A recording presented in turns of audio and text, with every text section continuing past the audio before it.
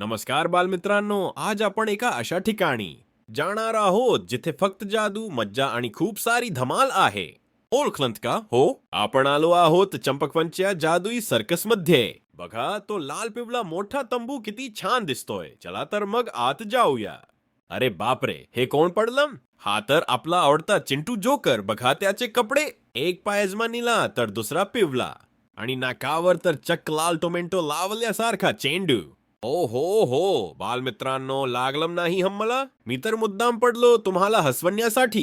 कसम वाटलं माझं नाक टून टून. आता बघा गंमत. माझ्या हातात हे 3 चेंडू आहेत, 1, 2 आणि 3. आणि हे गेले हवेत. वा चिंटू जोकर तर एकाच वेळी 3 चेंडू हवेत उडवतोय आणि एक ही खाली पडू देत नाहीये. टाळ्या वाजवा मुलांनो.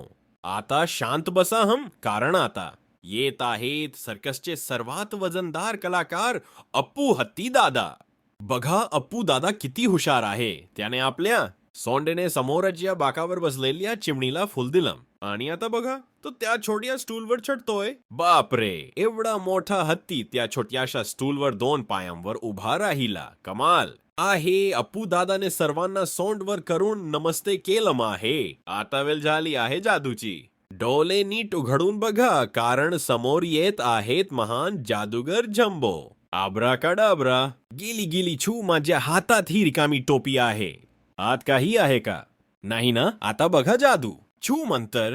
आणि हे बघा टोपीतून काय निघालं? एक पांढरा शुभ्र ससा. अरे वा, रिकाम्या टोपीतून ससा बाहेर आला आणि आता जम्बो जादूगराने हवेतून एक गुलाबाचं फूल तयार केलं. खरंच सर्कसमध्ये काहीही होऊ शकतं. आता शेवटची आणि सर्वात थरारक कसरत. वर बघा, दोरीवर कोण चाललंय? ही आहे राणीताई. ती चक्क एका चकाच्या सायकलवर म्हणजे युनिसायकलवर बसून दोरीवर चालत आहे आणि तिच्या हातात छत्री सुद्धा आहे.